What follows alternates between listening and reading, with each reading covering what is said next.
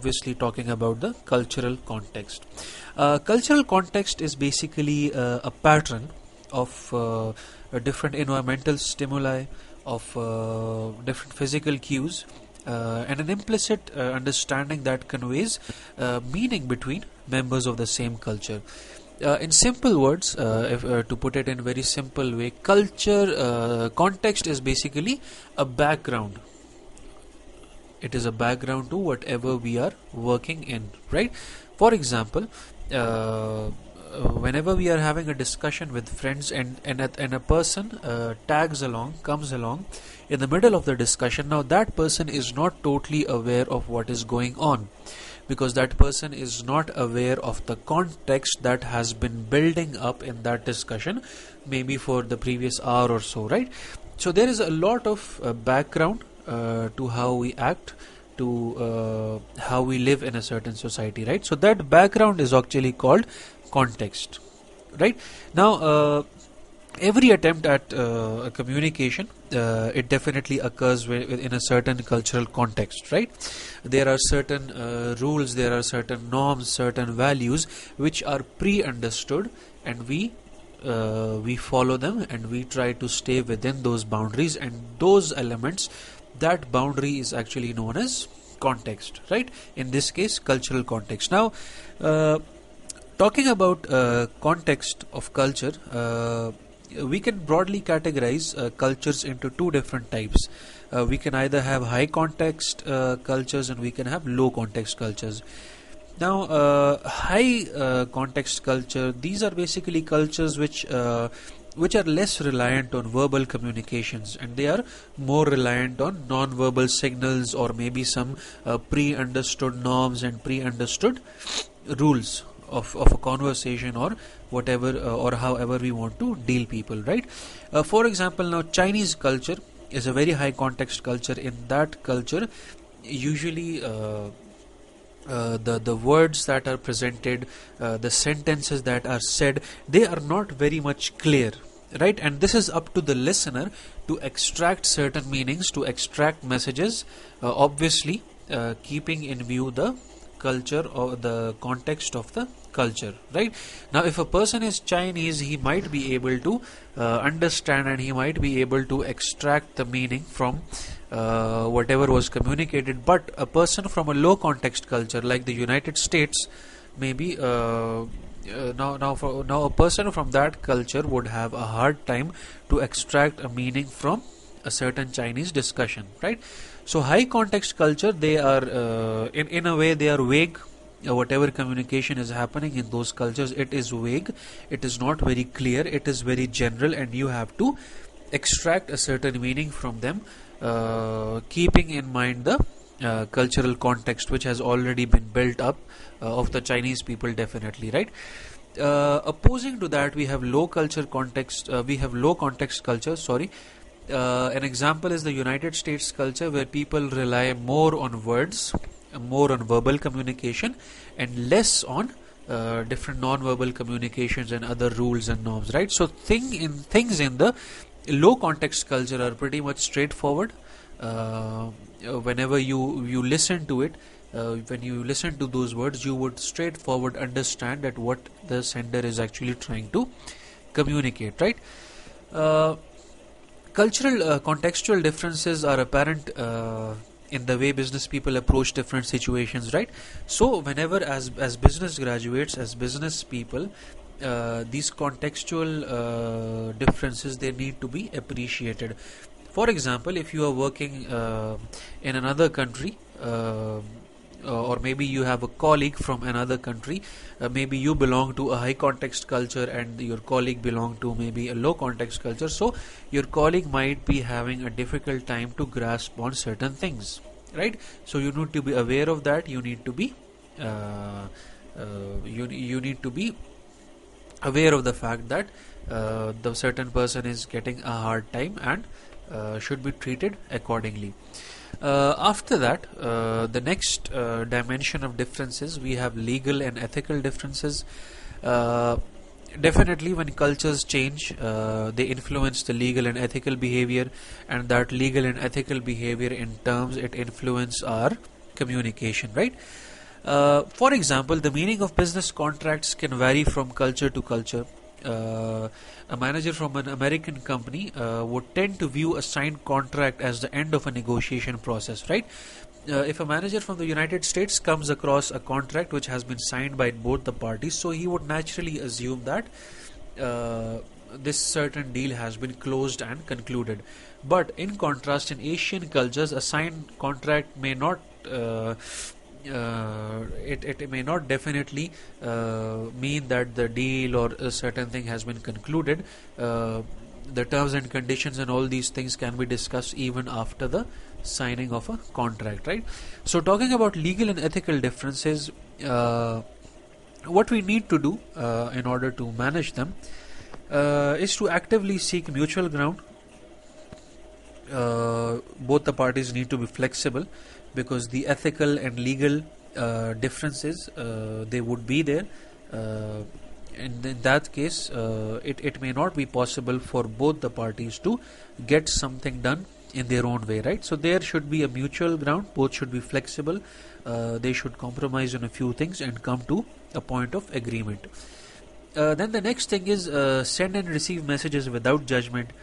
Obviously, to allow information to flow freely, both parties must recognize the values, recognize that values would vary from culture to culture, right? They must not expect to receive messages according to their own expectations or their own culture. They must be aware of the fact that both the cultures are different, so there are going to be differences, and they should not be judged, right? Send messages that are honest. Definitely, in order to avoid any problems, messages should be sent honestly, and then show respect for cultural differences. Cultural differences should be appreciated. They must be respected, and we need to treat according to that. Then the next part, the next dimension of differences, we have social differences. Now, the nature of social behavior, it definitely varies among cultures, right? Sometimes in a very big extent.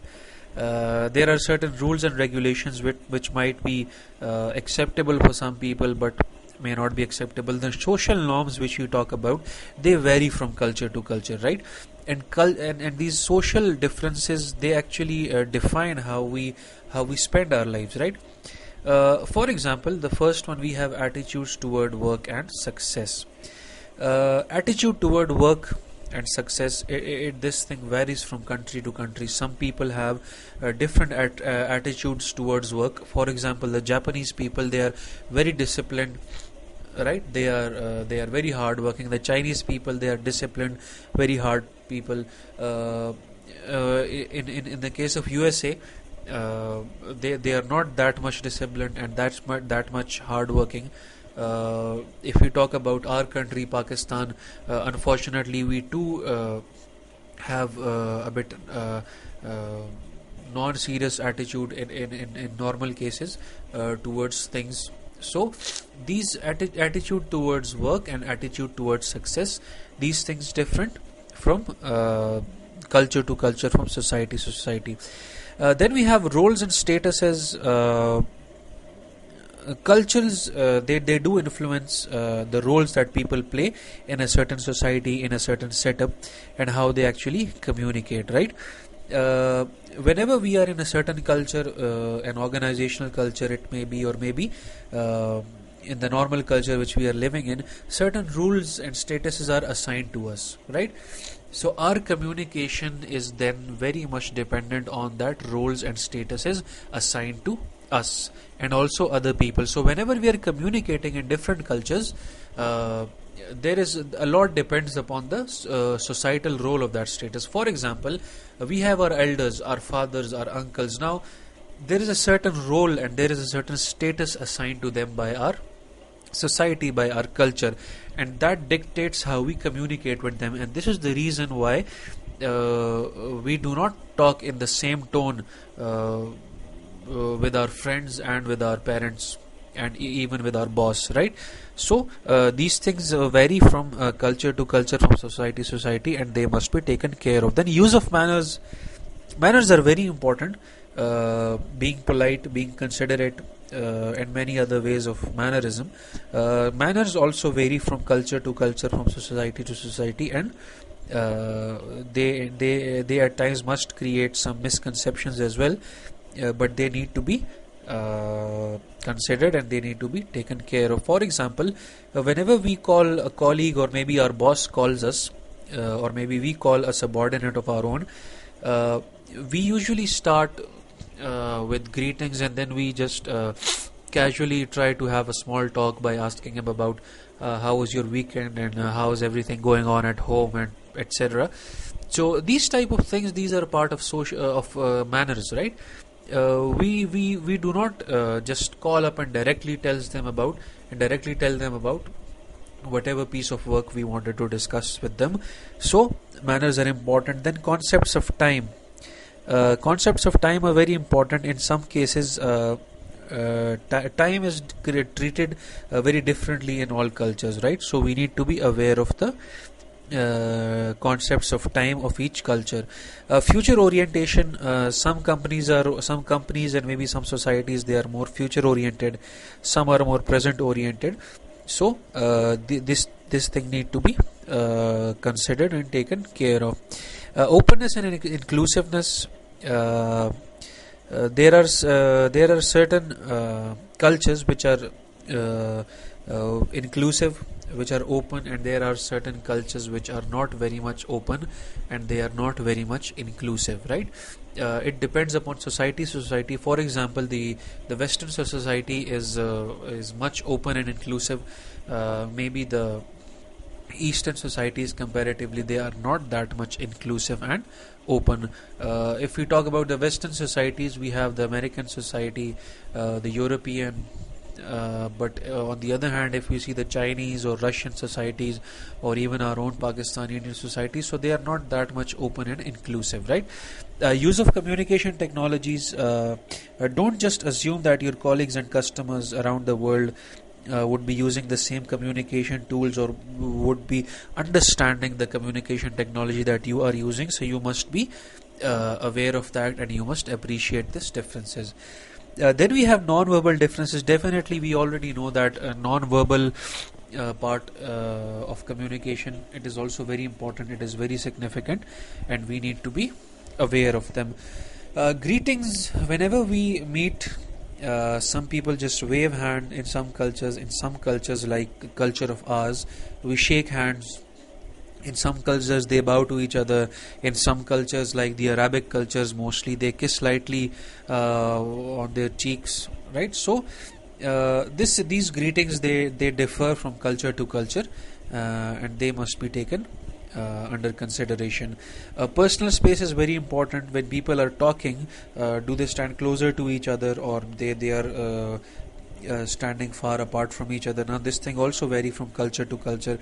Touching, maybe touching someone's arm to emphasize a point, or maybe you're tapping him on the back to show your appreciation, or things like that. So these things differ. So whenever touching, we must consider these things. Facial expressions, they also have a significant meaning when we are communicating. Sometimes we shake our heads to say no, and we nod our heads to say yes, or maybe the overall expressions of our face, it tells a lot about whatever is happening. But again, these things are not universal. They differ from culture to culture, from place to place. Eye contact, it is also a very key element in discussions, but the meaning of eye contact is different in many places. In some places, it shows honesty and interest, but in some places, in some cultures, in some societies, it shows maybe disrespect or anything like that. So we need to be aware of that. Then formality. In general, some cultures are very formal and some cultures are less formal. So we need to be taking care of that whenever we are dealing with another culture, right? Then we have age differences. People of different ages are treated differently in different societies and different cultures. For example, age differences. Sorry, I have forgot to mention it in the slides, age differences, but we are going to talk about it. Uh, in certain societies, the young generation is treated very special because they have more energy, because they are futuristics, because they are more creative, they are innovative, they are more current, right? But and the older in the old age people are not given that much weightage. But in some countries, in some societies, the older age is considered to be more wise and to have more experience and things like that. So in different countries, age is treated in a different way. In some countries, maybe if an older person makes a mistake, people do not usually mind it. But if a young person makes that same mistake, people do mind it, right? So age is treated differently in different societies, in different cultures, and we need to be aware of that, right? The next we have gender differences. Definitely there is a difference between genders, how they think, how they speak, and also this difference between genders, it also varies from culture to culture. In some cases, in some cultures, there is no significant difference between the gender roles, but in some cases there is a very significant difference. So this thing also needs to be taken care of. This thing also needs to be considered whenever we are being in a workplace or anything like that, right? So next we have religious differences. Religion, it is a major component of our culture. It plays a very large role in how we actually live our lives, how we act, how we communicate, whatever we do, right? So religious differences, they must be taken care of definitely. This point is of specific importance because usually people are very much sensitive about religion. So whenever we are operating in a multicultural society, we must be aware of the religious differences, and we must make sure that the religious sentiments of any party should not be hurt or maybe affected in any way, right? So that was it for today. I hope for a good question answer session in our live class. Have a good day. Thank you.